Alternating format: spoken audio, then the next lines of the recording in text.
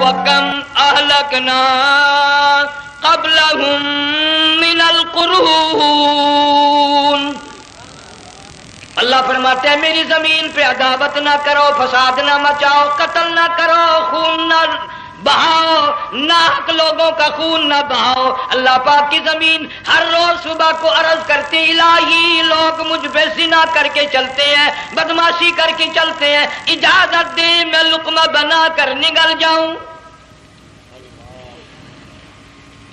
مجھے اپنے اوپر ان کا چلنا پسند نہیں، مجھے اچھا نہیں لگتا۔ ہر روز آواز لگاتی ہے ظالمو، بدکارو، بدماشو، میرے اوپر دندناتے پھرتے ہو، ایک نہ ایک دن میرے اندر آؤ گے، تمہیں پتہ چل جائے گا کہ میں تم کو کتنا دشمن رکھتی تھی۔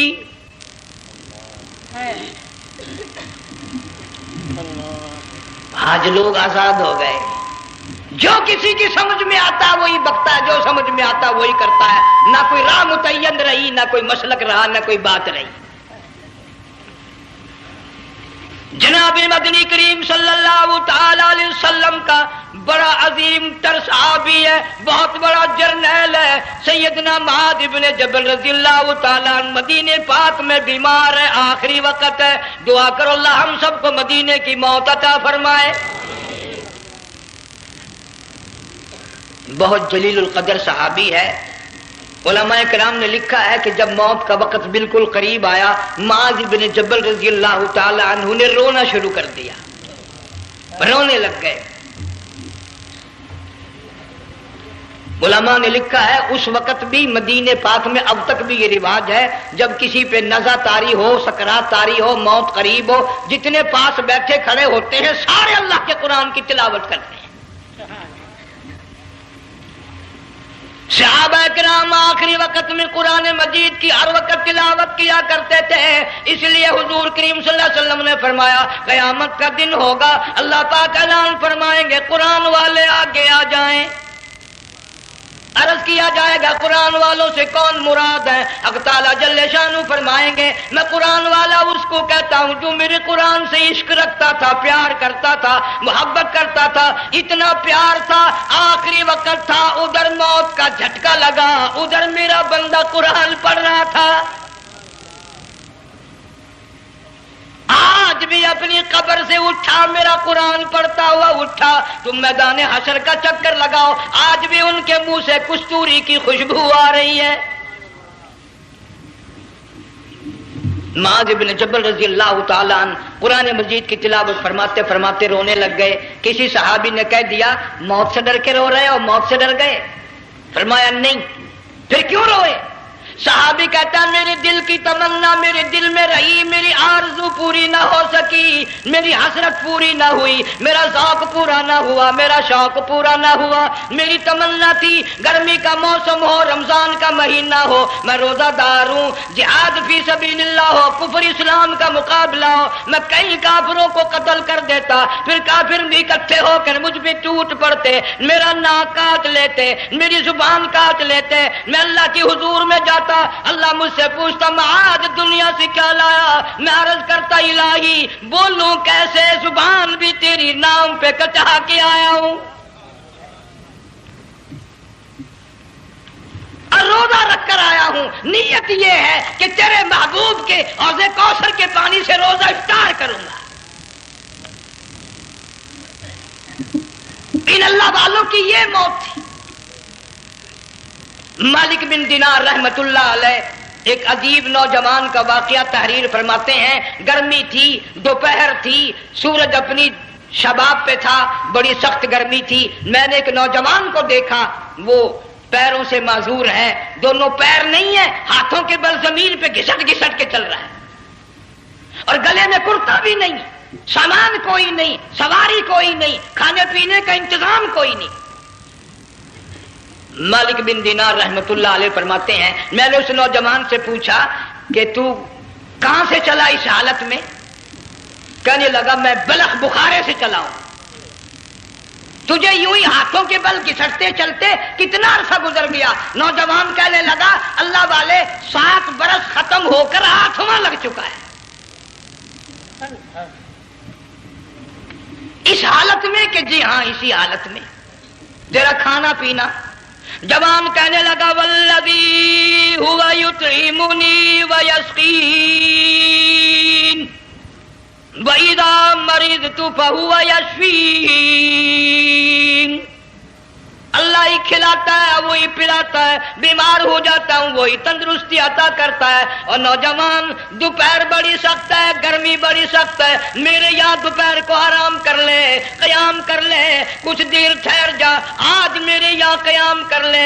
نوجوان رونے لگا اور کہنے لگا مالک بن دینار, یہ 2-4 منٹ جو تیری ساتھ باتوں میں میرے خرچ ہو گئے, مجھے ان کا ہی بڑا دکھ ہے. میں اور اپنی اس معذوری میں ہاتھوں کے بل 2-4 گز گھسٹ کر اور اپنے رب کے قریب ہو جاتا.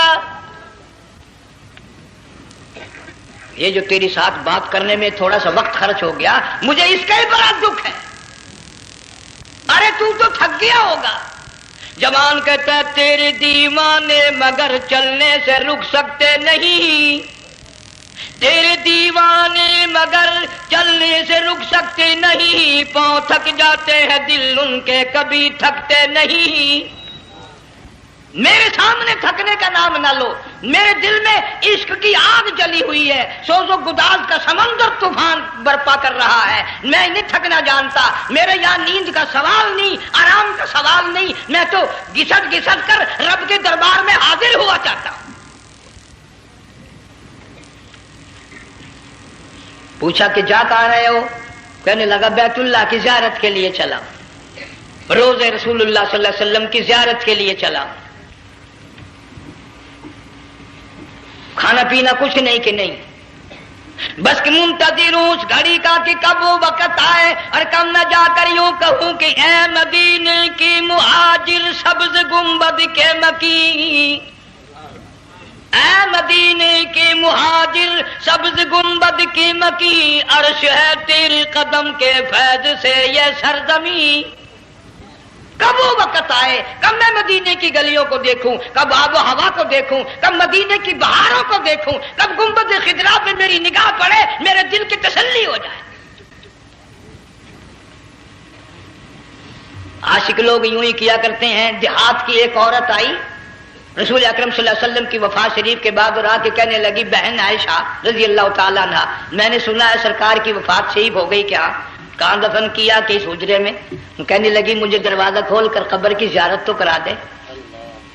عورت صاحب دیہات کی رہنے والی چوکھٹ پہ کھڑی ہو کے کہنے لگی آقا جب بھی آتی تھی زبان تیری ہوتی تھی, قرآن خدا کا سنتی تھی, مسائل پوچھتی تھی, زیارت کرتی تھی, اب یہ زندگی اچھی نہیں لگتی, میں تیرے قدموں میں مرنا چاہتی ہوں. علماء نے لکھا ہے ایک چیخ ماری, چوکھٹ پہ گر کر جان دے دی.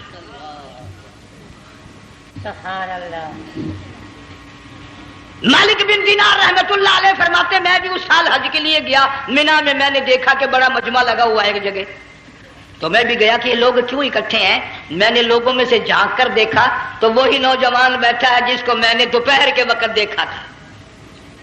وہی حالت ہے, گلے میں کرتا نہیں, گٹھڑی نہیں, تھیلا نہیں, سامان نہیں, اور رو رو کے یوں کہتا مولا آج کسی نے دمبے کی قربانی دی, کسی نے بکری کی قربانی دی, کسی نے اونٹ کی قربانی دی, کسی نے گائے کی قربانی دی. میں فقیر ہوں, میں مسکین ہوں, میں بالکل مفلس اور نادار ہوں, میرے پاس تو یہ میری جان ہے, میں اس کی قربانی دیا چاہتا ہوں, قبول فرما. ہزاروں لاکھوں لوگوں کے سامنے ایک چیخ ماری اور مینا میں جان دے دی. اس حالت میں ان اللہ والوں کا آخری وقت آتا ہے. ایک ہم لوگ مرتے ہیں ایکسیڈنٹوں میں, سڑکوں پہ, ادھر موت کا جھٹکا لگ رہا, ادھر منہ میں کنجری کا گانا. ارشاد فرمایا مدنی کریم صلی اللہ تعالی علیہ وسلم نے سیاتی علی الناس زمان, اور لوگوں میری امت میں ایک وقت ایسا آئے گا لوگ اتنے برباد ہو جائیں گے, صبح کو آدمی مومن مسلمان ہوگا, شام کو موت آئی تو جنازہ کافر کا اٹھ رہا ہوگا. گھروں میں محلوں میں آج موت آتی ہے, کنجری کا گانا منہ میں ہوتا ہے. ادھر دم نکل رہا ہے، ادھر کنجری کا گانا کانوں میں آواز آ رہی ہے، میت کو غسل دیا جا رہا ہے، کنجری کی آواز آ رہی ہے، جنازہ اٹھا کر لے جا رہے ہیں، کنجری کی آواز آ رہی ہے، قبر میں میت اتاری جا رہی ہے، کنجری کی آواز آ رہی ہے، قبر پہ مٹی ڈالی جا رہی ہے، کنجری کی آواز آ رہی ہے۔ اس ماحول میں، اس معاشرے میں ہم کس طرح ایمان اور یقین اور ایمان ساتھ لے کر مریں گے؟ ہزاروں نہیں، لاکھوں کو مرتے وقت کلمہ نصیب نہیں۔ قسم دے کر پوچھو، ماں مر رہی ہے، کلمہ منہ سے نہ نکلا، باپ مر گیا، منہ سے کلمہ نہیں نکلا، بیگم صاحبہ چل بسی، منہ سے کلمہ نہیں نکلا۔ ہزاروں چلے گئے اور اپنے جانے کا پھر بھی یقین نہ آیا۔ تم نے کبھی سوچا تک نہیں، خیال تک نہیں کیا؟ ارشاد فرمایا مدنی کریم صلی اللہ تعالی علیہ وسلم نے لوگوں ابو ہریرہ رضی اللہ تعالیٰ عنہ سے پوچھا تو کیوں رویا؟ عرض کرنے لگا میرے آقا اتنی کمزوری کبھی نہ دیکھی، اتنی ضعیفی کبھی نہ دیکھی، اتنی ناتوانی کبھی نہیں دیکھی، چہرہ انور بالکل کمزور ہو گیا۔ آپ نے ٹھنڈا سانس لے کر فرمایا ابو ہریرہ تجھے معلوم نہیں موت بالکل قریب آ گئی، بالکل قریب آ گئی موت۔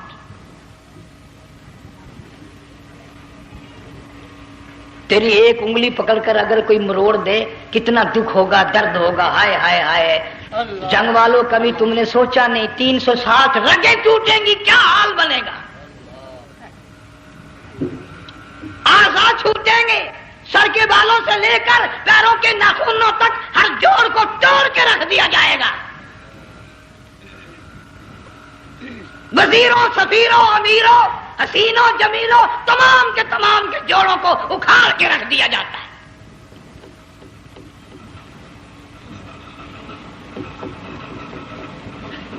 پروگرام تک نہیں مرد عورتوں کا کہ یہ دنیا کسی کی نہ بنی، قبر میں آخر جانا ہی جانا ہے۔ علماء کرام نے لکھا ہے کہ حضرت عیسیٰ علیہ السلام کے پاس لوگ آئے اور کہنے لگے نئی نئی قبروں سے مردے زندہ کر کے دکھاتے ہو، آؤ ہم ایک پرانی قبر پہ لے کے چلتے ہیں، مردہ زندہ کر کے دکھاؤ۔ عیسیٰ علیہ السلام تشریف لے گئے، فرمایا قم باذن اللہ، ایک نوجوان زندہ ہو کر قبر سے نکل کر سامنے آ کر کھڑا ہو گیا۔ عیسیٰ علیہ السلام نے پوچھا تو کون ہے؟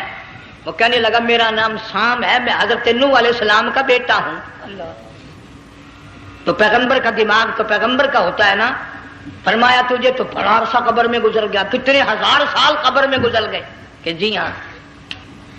عیسیٰ علیہ السلام نے فرمایا یار ملاقات تو اللہ نے کرائی دی، قبر کا کچھ حال تو بتا کیا بنتی ہے، قبر کا کچھ ماحول بتا، قبر کی خبر بتا۔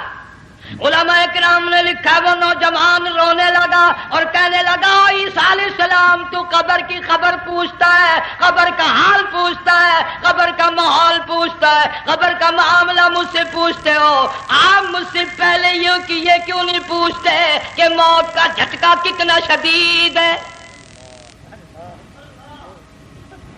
نوجوان رو کے کہنے لگا عیسیٰ علیہ السلام کتنے ہزار سال میری موت کو گزر گئے، پر مالک کائنات کی قسم آج تک میرا منہ کڑوا ہے۔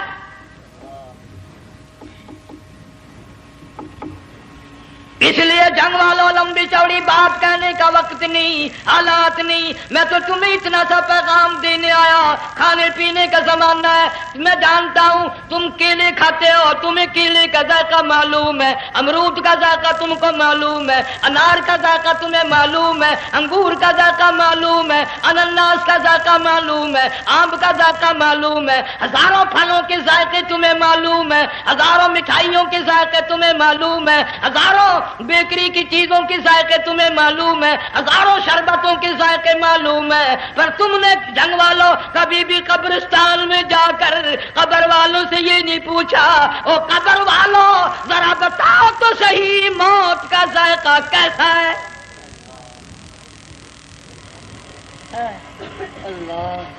تم نے چکھا نہیں، جنہوں نے چکھا وہ بتانے نہ آئے کیسا ذائقہ ہے۔ اس لیے قرآن کہتا کلا اذا بلغت التراقی وقیل من راق، وظن أنه الفراق والتفت الساق بالساق إلى ربك يومئذ المساق.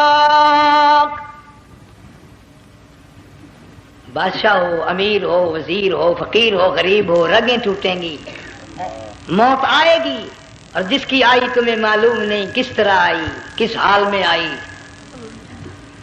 جن کے دلوں میں ان باتوں کا خیال آیا، خدا کی قسم صحابہ کرام میں سے اتنے رویا کرتے تھے آنکھیں ختم ہو گئی. جناب فاروق اعظم رضی اللہ تعالیٰ عنہ کو کسی نے دیکھا رو رہے ہیں، بے تحاشا رو رہے ہیں، پوچھ لیا بڑا بہادر پہلوان فاروق تجھے کیا ہوا، اتنا کیوں رویا؟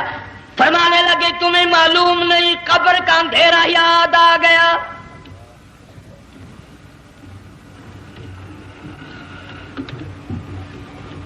ایک 1,29,000 صحابہ کرام اس آخرت کے لیے قربانیاں دیتے آئے، اولاد کی قربانی دی، مال کی قربانی دی، جان کی قربانی دی، جو کرنا پڑا وہ کر گزرے، لیکن محمد عربی صلی اللہ علیہ وسلم کا دامن نہ چھوڑا. اسی لیے ہر سال اللہ پاک جل شانہ نے اس امت کو یہ موقع دیا کہ سنت خلیل پہ عمل کرتے کرتے قربانیوں کی یاد تازہ ہو جائے، قربانیوں کی یاد تازہ ہو جائے. قرآن کریم میں جا بجا ابراہیم علیہ السلام کا اللہ پاک نے ذکر خیر فرمایا، یوں فرمایا ہم نے ان کے بڑے امتحان کیے، بڑی آزمائش کی، وہ ساروں میں کامیاب ہوئے. تم ہر وقت اللہ سے یہ دعا کیا کرو اللہ ہمیں امتحان میں نہ ڈالے، آزمائش میں نہ ڈالے، ہم امتحان کے قابل نہیں. یہ ہمارے جو امتحان ہوتے ہیں ان میں نقل ماری جاتی ہے، تو اللہ امتحان لے گا تو نقل کیسے ماریں گے، کیسے کام چلے گا؟ جناب ابراہیم علیہ السلام کو اللہ پاک نے ہزاروں امتحان میں مبتلا کیا، ہزاروں آزمائشیں کی، فَأَتَمَّهُنْ سب میں کامیاب گیا، سب میں پاس نکلا. ایک آزمائش ایسی بھی آئی اللہ کی توحید کی وجہ سے، شرک کو مٹانے کی وجہ سے ابراہیم علیہ السلام کا سارا مصر فلسطین دشمن بن گیا. حضرت سارہ کو ساتھ لے کر چل دیے، ایک بیوی ساتھ ہے اکیلا دم میں. یہاں تو لوگ محلوں میں شہروں میں کہتے ہیں جی میں اکیلا ہی ہوں، میں کیا کروں. اگر خلیل کہتا کہ میں اکیلا ہوں تو آج قرآن میں اس کا ذکر خیر کیسے ہوتا؟ پرواہ نہ کی، وہ کہتا میرے لیے میرا اللہ کافی ہے. کون کہتا ہے میں اکیلا ہوں، میری ساتھ تو اللہ ہے. مصر سے گزرنے لگے، بادشاہ کے ملازموں نے بادشاہ کو جا کے بتایا بڑی خوبصورت عورت گزر رہی ہے تیرے حلقے سے، بہت بڑی خوبصورت عورت ہے. کہ ملازم پکڑ کے لے کے چلے تو عورت ذات حضرت سارہ رونے لگ گئی. خلیل میرا کیا بنے گا؟ پیغمبر کو اللہ کی ذات پر بڑا یقین ہوتا ہے، فرمایا پرواہ نہ کر، میری آبرو میرے مولا کی آبرو ہے، چاہے جہاں چلی جا میری عزت کی حفاظت میرا اللہ کرے گا. فرمایا فاللہ خیر حافظا وہو ارحم الراحمین.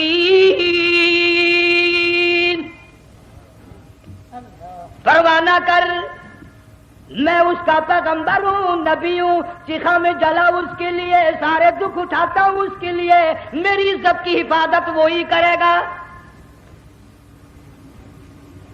محل میں جا کر حضرت سارہ کو بند کر دیا.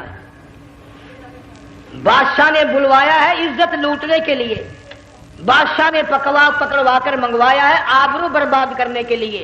بادشاہ کا ارادہ ہے سارا کی عزت کو برباد کرنے کا، اور اللہ کا پروگرام ہے سارا ادھر آ، اس محل میں ایک معصوم بچی ہے جس کا نام ہاجرہ ہے، میں اس کو اتنا پسند کرتا ہوں، اللہ فرماتے ہیں اس کے پیٹ سے اسماعیل ذبیح اللہ کو پیدا کرنا چاہتا ہوں، اس کی نسل سے حبیب اللہ کو لانا چاہتا ہوں. آج تک کسی کی انگلی اس کی طرف نہیں اٹھی. سارا محل میں آؤ، اس کو آ کر ساتھ لے جاؤ تاکہ میرے ذبیح اللہ کی پیدائش کا معاملہ بن جائے. بادشاہ کا ارادہ ہے آبرو برباد کرنے کا، اللہ کا ارادہ ہاجرہ کی آبرو بچانے کا. فرمایا وَيَمْكُرُونَ وَيَمْكُرُ اللَّهُ وَاللَّهُ خَيْرُ الْمَاكِرِينَ. اس نے بھی تدبیر بنائی، میں خدا نے بھی تدبیر بنائی۔ بادشاہ آیا حضرت سارہ کے قریب برائی کا ارادہ کر کے۔ مفسرین نے لکھا ہے حضرت سارہ نے فرمایا مجھے 2 رکعت نماز پڑھنے دے۔ یہاں سے پتہ چلا کوئی پاک دامن عورت، کوئی نیک بیٹی اگر غنڈوں میں بدماشوں میں پھنس جائے، عزت بچانے کا طریقہ یہ ہے وضو کر کے اللہ کے سامنے نیت تو باندھ، تیری عزت کے لیے وہ فرشتے بھیجے گا۔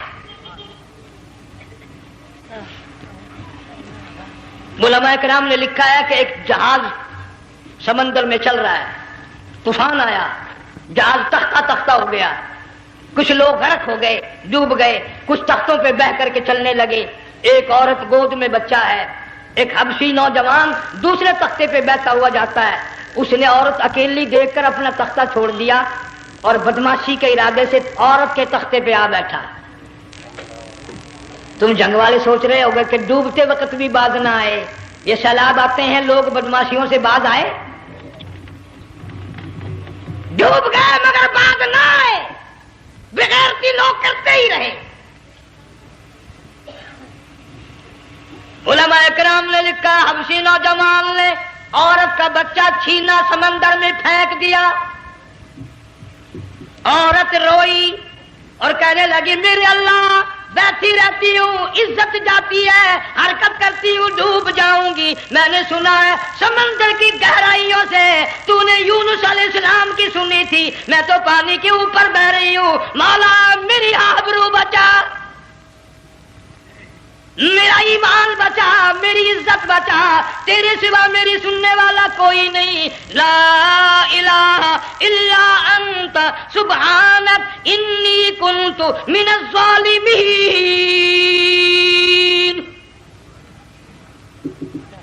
علماء نے لکھا ہے کہ ایک گردن سی نمودار ہوئی پانی میں سے اور حبشی نوجوان کو ایک ہی لقمہ بنا کر لے گئی۔ وہ تو ہر جگہ سنتا ہے، پکارنے والا بے بس بے کس ہو کر جب اس کو پکارتا ہے وہ ہر جگہ انداز پہنچاتا ہے، وہ ہے جو موجود ہر جگہ۔ عورت بہتی بہتی کنارے جا لگی، ایک جہاز قریب آیا، دوپٹے کا اشارہ کر کے اس کو بلایا۔ جہاز میں جب سوار ہوئی تو دیکھتی کیا ہے، ایک نوجوان کی گود میں اس کا وہ بچہ جو سمندر میں پھینک دیا تھا بیٹھا ہوا کھیل رہا ہے۔ ٹوٹ پڑی میرا بچہ ہے۔ لوگوں نے کہا تیرا کہاں سے آیا؟ ماجرا سنایا، اس طرح ہوا۔ جہاز کے کپتان نے کہا ہم جہاز لے کر آ رہے تھے، غیب سے آواز آئی جہاز ادھر کو لے آؤ ورنہ ڈبو دیے جاؤ گے۔ ہم جب جہاز وہاں لے کر پہنچے تو دیکھتے کیا ہے کہ ایک جانور کی پیٹھ پہ یہ بچہ بیٹھا ہوا کھیل رہا تھا۔ عزت بھی بچی، ایمان بھی بچا، بچہ بھی بچا، اور کوئی بچانے کے لیے تدبیر کرے جبھی نا۔ حضرت سارہ نے نماز پڑھ کر بد دعا کر دی، بادشاہ کے سارے بدن میں درد ہونے لگا۔ پیغمبر کا سارا گھر بڑا کریم ہوتا ہے، جب اس کو درد نے ستایا نا کہنے لگا میں وعدہ کرتا ہوں تجھے کچھ نہیں کہوں گا، میرے لیے دعا کر دے۔ اب اگر کوئی جنگ کا ہوتا یا میں ہوتا کہتا دفع ہو تیرے واسطے دعا کا دی، لیکن حضرت سارہ نے پھر جولی پھیلا دی، مولا وعدہ کرتا ہے بدماشی سے توبہ کرتا ہے، اس کو تندرستی عطا فرما دے۔ اللہ نے تندرستی عطا کر دی۔ وہ پھر کہنے لگا لو ایسی حسین عورت کب آپ آئے گی، پھر برائی کے لیے تیار ہوگی۔ یہاں سے پتہ چلا کہ یہ جو گنڈے بدماش ہوتے ہیں ان کی قسم کا بھی کوئی یقین نہیں۔ اگلے دن ایک آدمی نے قسم کھائی تو اس کے خلاف کرنے لگا۔ لوگ کہنے لگے کہ تو نے قسم کھائی تھی، قرآن اٹھایا تھا، اب کیا تھی گیا بل ڈٹھی ہوئی مسجد سی، پاٹیا ہوا قرآن سی، اگر ڈٹھی ہوئی مسجد سی تو پاٹیا قرآن سی، قرآن کے لا پورا سی جڑا میں چاہیا، مگر اسے یہ معلوم نہیں کہ تو نے تو پاڑیا قرآن اٹھایا، ڈٹھی ہوئی مسجد میں اٹھایا۔ خدا کا جب غضب آئے گا تو وہ ادھورا نہیں آئے گا، وہ ادھورا نہیں آیا کرتا۔ 3 مرتبہ اس بادشاہ نے حضرت سارہ کے ساتھ ایسا کرنے کا ارادہ کیا، پھر دعا ہوئی، پھر بد دعا ہوئی، پھر دعا ہوئی، پھر بد دعا ہوئی۔ آخر کار کہنے لگا اپنے ملازموں کو کہ ہوئے بدماش ہو، عورت کے روپ میں کسی بلا کو پکڑ کے لائے ہو، کسی جن بھوت کو لے آئے ہو، اور کہنے لگا تو چلی میرے محل سے جلدی چلی جا۔ اور جاتی جاتی وہ کہا کہ یہ تیری خدمت کیا کرے گی، یہ بچی میرے محل میں ہے، اس کو ساتھ لے جا۔ حضرت سارہ کو، ہاجرہ کو ساتھ کر دیا۔ سیانی ہو گئی، حضرت ابراہیم علیہ السلام سے نکاح کر دیا، اسماعیل علیہ السلام پیدا ہو گئے۔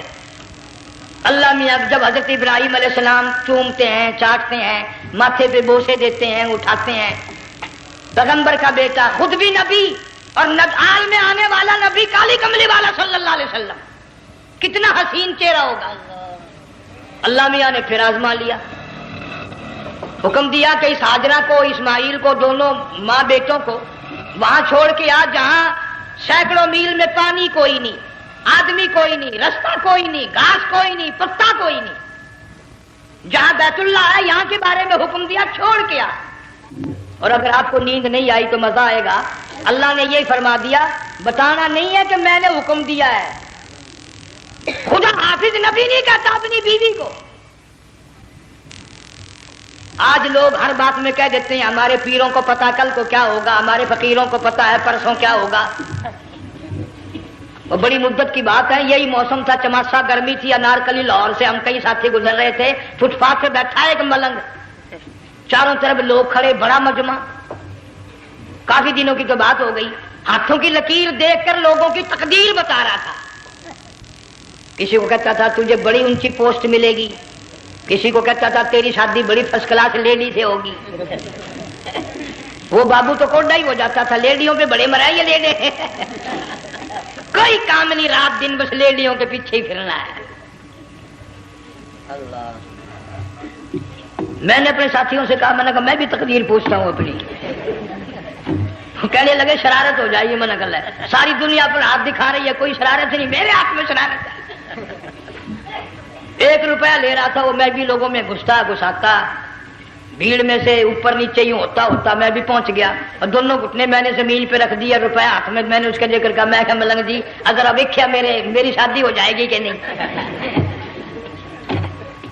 اب اس نے دیکھ کے میری طرف کہنے لگا، اس نے سوچا کہ یہاں اچھے بھلے کو نہیں ملتی پاکستان میں، اسے کون دے گا؟ اچھی طرح میرا ہاتھ دیکھا بھی نہیں، جٹک کے کہنے لگا نہیں تیری شادی نہیں ہونی۔ میں کیا کھوتے تیرے باپ کے 8 بچے کھیل رہے ہیں۔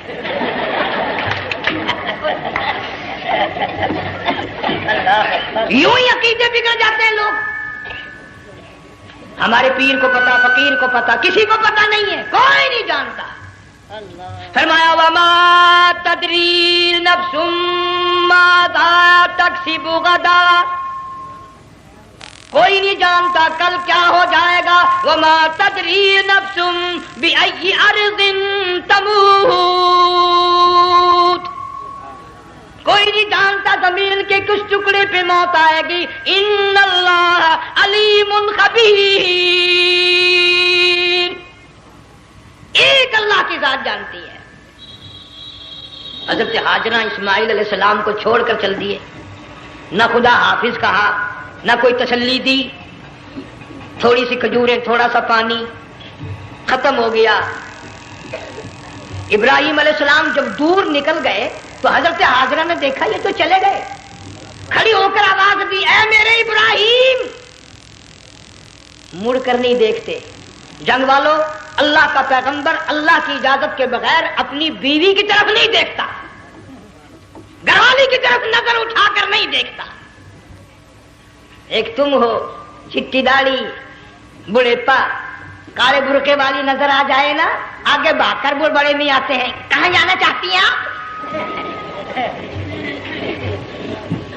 تیری ماں لگتی ہے، آپ چلی جائے، تو یہ کیا ہوا؟ یہ کالے برقعے پہ مرتے مرتے مرتے مرتے مری گئے۔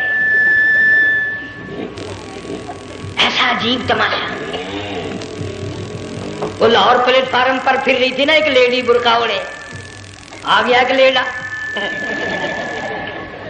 کہنے لگا سیون اپ لاؤ، نے کہا لے آئے، نے کہا واہ کام بن گیا، اور سیون اپ لے آیا۔ تھوڑی دیر کے بعد کہنے لگا میرے خیال میں پھینٹا بھی ہو جائے، نے کہا لے آئے، نے کہا سبحان اللہ پکا کام ہو گیا۔ وہ سیون اپ بھی پی لی، پھینٹا بھی ڈکار گئی۔ تھوڑی سی دیر کے بعد کہنے لگا سیب لے آؤں، وہ لے ہی آیا سیب، کہ آپ کے لیے میں سیب لایا ہوں آپ کھائیں۔ کہنے لگی نہیں آپ کھائیں۔ اس نے سوچا ہو میری بھی محبت ہو گئی ہے، سیب کھانے کے لیے مجھے بھی کہہ رہی ہے۔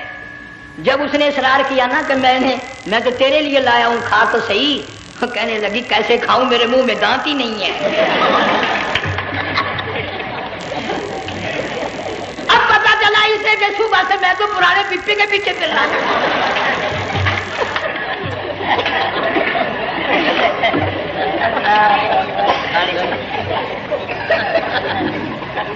صرف برقع دیکھا چل دی۔ یہاں پیغمبر اپنی گھر والی کی طرف نہیں دیکھتا۔ حضرت حاجرہ نے اسماعیل علیہ السلام کو سینے سے لگایا، عرب کی قداور مائی، طاقتور مائی، دوڑ لگا کر حضرت خلیل کا راستہ آ کے روک لیا اور کہنے لگی میں جوان عورت، یہ پیارا نور نظر، یہ لخت جگر، شکل تو دیکھو، صورت تو دیکھو، ہمیں یہاں چھوڑ کے جا رہے ہو؟ اللہ کا پیغمبر بولتا نہیں۔ پتہ چلا پیغمبر اللہ کی اجازت کے بغیر سانس نہیں لیتا، آنکھ کا اشارہ نہیں کرتا۔ حضرت حاجرہ رونے لگ گئی، میرے خلیل، میری ابراہیم، میرا قصور بتاؤ، میرا جرم بتاؤ، میری خطا بتاؤ، میرا گناہ بتاؤ، معافی چاہوں گی، معذرت کروں گی، اس بچے کا کیا گناہ ہے اس میدان میں چھوڑ کے چلے ہو؟ بولتے نہیں ہیں، اللہ کی طرف سے بولنے کی اجازت نہیں ہے۔ حضرت حاجرہ نے خود ہی قیاس لگایا، سوچتی ہیں پیغمبر تو کسی پہ ظلم نہیں کرتا۔ وہ کہنے لگی خلیل کہیں اس رب کا حکم تو نہیں، کہیں اس اللہ کا یوں حکم تو نہیں؟ جنگ کے لوگوں اگر خلیل ہاں کہہ دیتا تو کیا حرج تھا؟ ہاں نہیں کہتا، اجازت نہیں، تاکہ حاجرہ کے یقین ایمان کا امتحان مکمل ہو۔ مفسرین نے لکھا ہے کہ حضرت ابراہیم علیہ السلام نے سر کا یوں اشارہ کیا، بس ذرا سا ہاں، پھر عورت کا ایمان دیکھ، یقین دیکھ، یہی نہ بیٹھی، دوڑ کے وہاں گئی ہے جہاں پہلے بٹھا کر آئے تھے اور کہنے لگی ابراہیم جاؤ، میں جانوں میرا رب جانے، پرواہ نہیں۔ راتیں آتی ہیں چلی جاتی ہیں، دن آتے ہیں گزر جاتے ہیں، تھوڑی سی کھجوریں تھی وہ ختم ہو گئی، پانی ختم ہو گیا، بھوک اور پیاس نے بے چین کر دیا۔ اسماعیل علیہ السلام کی اتنی لمبی زبان باہر نکلا، دو پتھر کھڑے کر کے اوپر ایک پتھر رکھ کر چھاؤں بنائی، اس کے نیچے لٹا دیا اور پھر چکر لگایا، کبھی صفا پہاڑی پہ چڑھتی ہے، کبھی مروہ پہاڑی پہ چڑھتی ہے، کبھی اترتی ہے اور ڈھلوان میں سے بھاگ کر چلتی ہے جب اپنا بچہ نظر نہیں آتا۔ سارے کہہ دو اللہ بڑا بے نیاز ہے، اللہ بڑا، زور سے کہو اللہ بڑا۔ کسی کے 500 سال کے سجدے رد، کسی کی ہزاروں سخاوت صدقات رد، کسی کی چال منظور، کسی کی رفتار منظور، کسی کی توڑ منظور۔ اور یوں فرمایا حاجرہ میری رحمت کی تلاش میں آج جو تو نے دوڑ لگائی ہے، یہ تیری چال ڈال رفتار توڑ ہمیں اتنی پسند آ گئی، اتنی پسند آ گئی کہ آج کے بعد خلیل اللہ کیوں نہ ہو، ذبیح اللہ کیوں نہ ہو، کلیم اللہ کیوں نہ ہو، روح اللہ کیوں نہ ہو، حبیب اللہ کیوں نہ ہو، صحابہ کرام کیوں نہ ہو، قطب ابدال غوث کیوں نہ ہو، میری حاجرہ مجھے اپنی کبریائی کی قسم جب تک وہ تیری چال چل کے نہ دکھائے گی حاجی کا لانے کا حقدار نہیں ہو سکتا، تیری رفتار اسے چلنی پڑے گی۔ فرمایا ان الصفا والمروۃ من شعائر اللہ فمن حج البیت او اعتمر فلا جناح علیہ ان یطوف بہما ومن تطوع خیرا فإن اللہ شاکر علیم۔ ساتویں چکر میں آواز سی آئی، اب رو پڑی حضرت حاجرہ، کہنے لگی میرا بچہ اگر چل بسا میں پھر کیا کروں گی؟ سن لی میں نے آواز۔ آپ کی کیا دیکھتی ہے؟ اسماعیل علیہ السلام کی نرم و نازک ایڑیاں جس زمین پہ رگڑی گئی تھی وہاں سے چشمہ جاری کر دیا۔ حضرت حاجرہ نے پی لیا، بھوک بھی ختم ہو گئی، پیاس بھی ختم ہو گئی، بچے کو بھی پلایا۔ اللہ تعالیٰ نے خانہ کعبہ کی بنیاد ڈال دی، ایسے گھر کی بنیاد ڈالی۔ حضور صلی اللہ علیہ وسلم فرماتے ہیں 500 سال کی عبادت ایک طرف اور بیت اللہ پہ ایک نگاہ یوں ڈالنا ایک طرف۔ 500 سال کی عبادت کا وہ ثواب نہیں جو ایک نظر خانہ کعبہ پہ ڈالنے کا ثواب ہے۔ اور اللہ پاک یوں فرماتے ہیں کہ جو آنے والا حجر اسود کو بوسہ دیتا ہے اللہ پاک یوں فرماتے ہیں میں سمجھتا ہوں میرا سجا ہاتھ پکڑ کر میرے بندے نے چوم لیا. جو غلاف کعبہ کو پکڑ کر مانگتا ہے اللہ فرماتے ہیں میں یہ سمجھتا ہوں میرا دامن پکڑ کے مانگ لیا. جو مقام ملتزم پہ لپٹ کے مانگتا ہے اللہ فرماتے ہیں میں سمجھتا ہوں میری چوکھٹ پہ پڑھ کے مانگ لیا. اور فرمایا لوگوں یہ جو آنے والے آئے ہیں یہ رشتہ داروں کے مہمان نہیں, عزیزوں کے مہمان نہیں, دوستوں کے مہمان نہیں, میں خدا میزبان ہوں, یہ میرے مہمان ہیں. آج ان کی دعاؤں پہ آمین کہو. فرشتوں کو حکم ہوتا ہے ان سے مصافحہ کرو. مگر اللہ تعالیٰ سب کو توفیق دے کہ حج مکمل کر کے آئیں اور سب کا حج قبول فرمائے. میرے علاقے میں کئی سالوں کی بات ہے پرانی, جب کوئی حاجی تھا, ایک آدمی حج کر کے آیا. میں دوپہر کو اس کو ملنے گیا تو زور کی نماز کا وقت آیا, میں اٹھ کے چلا گیا نماز پڑھنے. پھر عصر کی نماز کا وقت آیا, میں اٹھا اور نماز پڑھ کے آ گیا. میں نے اس حاجی کے لڑکے سے پوچھا, میں نے کہا حاجی صاحب نے نماز یہیں پڑھی؟ تو کہنے لگا جی ابھی شروع نہیں کی,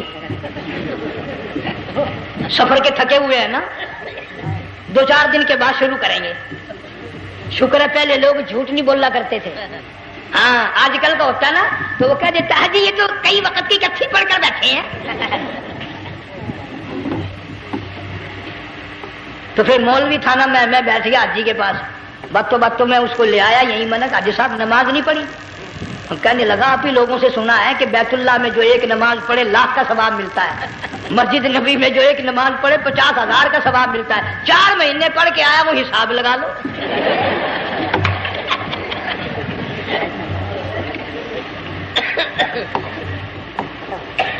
مسائل سیکھتے نہیں, ارکان اور آداب بیت اللہ کے سیکھتے نہیں.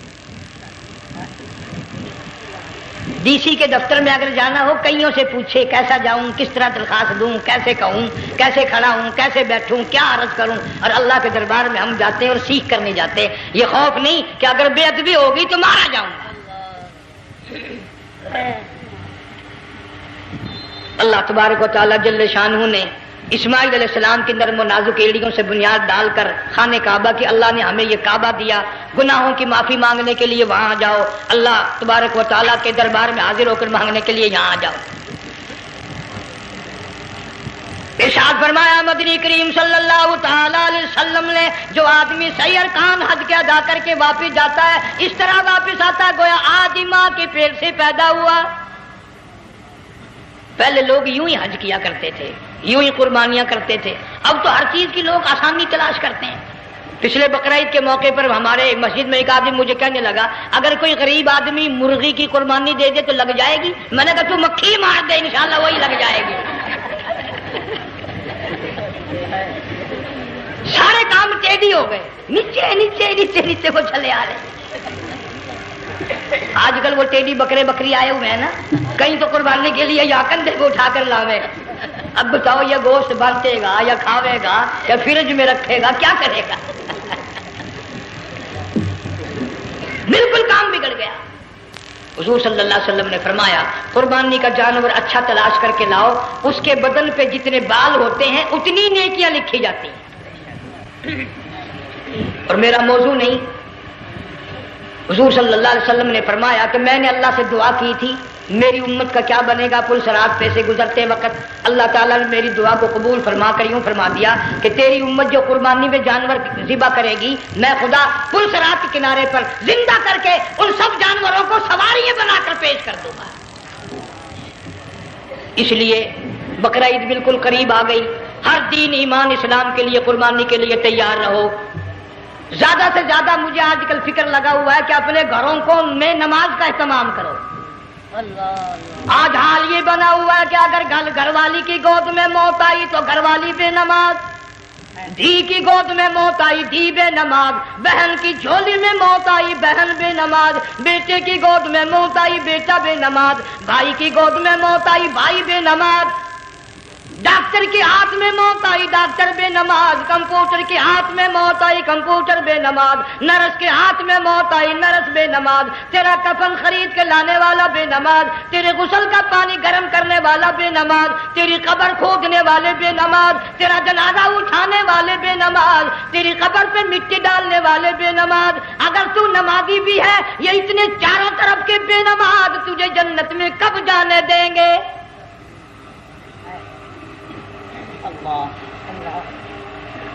اس بچی کا فکر کیوں نہیں کرتا؟ کلاس میں فیل ہو جائے تجھے دکھ لگتا ہے میری بچی فیل ہو گئی، ساری عمر نماز نہ پڑھے تجھے کبھی درد نہیں ہوا کہ جہنم کے انگاروں میں جلے گی؟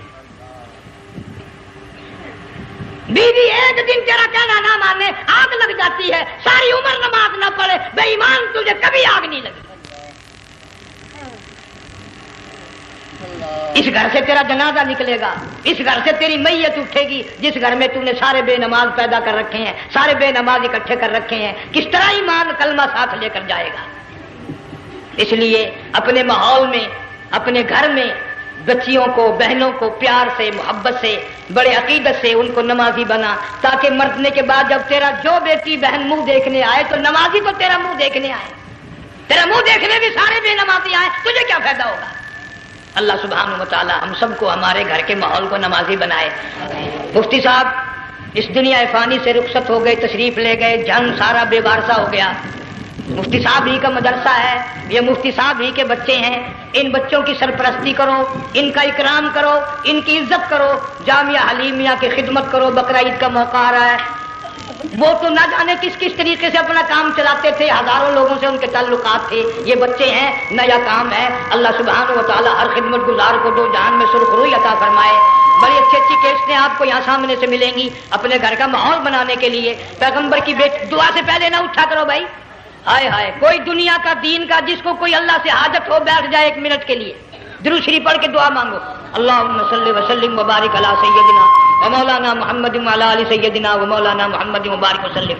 یا اللہ قبلہ مفتی صاحب رحمہ اللہ کی قبر کو جنت کا باغ بنا، اللہ تعالیٰ ان کے گھر والوں کو صبر جمیل کی توفیق عطا فرما، اللہ پاک ان کی آل اولاد کو مفتی صاحب کا جانشین صحیح معنوں میں جانشین بنا، اس مدرسے کو آباد فرما، اللہ تعالیٰ سارے جنگ کی سرپرستی فرما، سارے شہر کو آباد فرما، ہر شر سے ہر فتنے سے سب کی حفاظت فرما۔ یا اللہ ہم سب کو سچا مسلمان پکا دیندار بنا، ہمیں اور ہماری اولاد کو نیک اور نمازی بنا۔ یا اللہ ہمارے گھروں کو نماز اور قرآن سے آباد فرما، کلمے اور ایمان والی موت عطا فرما۔ صوفی مولانا محمد یار صاحب رحمہ اللہ کی قبر کو جنت کا باغ بنا۔ یا اللہ تمام مسلمانوں کی بخشش فرما، ساری امت کی مغفرت فرما، ساری مخلوق پہ کرم اور فضل فرما۔ یا اللہ سارے پاکستان کی حفاظت فرما، پاکستان کے داخلی خارجی دشمنوں کو ذلیل و خوار کر دے۔ یا اللہ ہم سب کو یقین ایمان اپنے اندر پیدا کرنے کی توفیق عطا فرما، ظالم کے ظلم سے بچا، شریر کی شرارت سے بچا، مولا حاسدوں کے حسد سے بچا، فتنہ پردازوں سے ہم سب کی حفاظت فرما، بے اولاد کو اولاد عطا فرما، جن کے پاس بچیاں ہیں اللہ تعالیٰ نرینہ اولاد عطا فرما۔ اور میں تو کافی دنوں کے بعد آیا ہوں، پرانے دوستوں میں سے تھے قاری غلام محمد صاحب، سب کا رحمت اللہ علیہ، اللہ تعالیٰ ان کی قبر کو جنت کا باغ بنا، سب کو جوار رحمت میں جگہ عطا فرما۔ ہمارے بڑے بزرگ قبلہ درخواستی صاحب مجدلو یا اور جتنے بھی بیمار ہیں اللہ پاک صحت کاملہ عطا فرما، مجھے بھی پیر غلام حبیب صاحب اللہ تعالیٰ ان کو بھی صحت کاملہ عطا فرما، اور میں گناہگار بھی اب تو سارا سال گزر گیا، اکثر بیماری رہتا ہوں، اللہ تعالیٰ صحت کاملہ عطا فرما، موت آئے تو کلمے اور ایمان والی موت عطا فرما۔ یا اللہ دو جہان کی سعادت عطا فرما، دو جہان کی ذلت اور رسوائی سے ہم سب کی حفاظت فرما، سب کے کاروبار میں روزی رزق میں خیر و برکت عطا فرما، جس کے ذمہ قرضہ ہو ادا کرنے کی صورتیں پیدا فرما، ہر پریشان حال کی پریشانی کو دور فرما، مشکلوں کو آسان فرما، تلخیوں کو راحتوں سے تبدیل فرما۔ یا اللہ مفتی صاحب کے بچوں کو صحیح معنوں میں مفتی صاحب کا جانشین بنا، جامعہ حلیمیہ کو قیامت تک کے لیے قرآن سنت کا مرکز بنا۔ ربنا تقبل منا انک انت السمیع۔ افغانستان کے مجاہدین کو ہمیشہ ہمیشہ کے لیے کامیاب فرما، جتنے لاکھوں طالب علم اللہ والے شہید ہو گئے سب کے درجوں کو بلند فرما، افغانستان کے سارے مجاہدین کو اللہ تعالیٰ کامیاب فرما، روسی، امریکی، یہودی، مرزائی، عیسائی، یہ جتنے منصوبے بنا کر مسلمانوں کو تباہ کر رہے ہیں یا اللہ ان سب منصوبوں کو برباد کر دے، ان کے تمام منصوبوں کو خاک میں ملا دے۔ صلی اللہ علیہ حبیبہ محمد وآلہ وصحبہ اجمعین برحمتک یا اللہ۔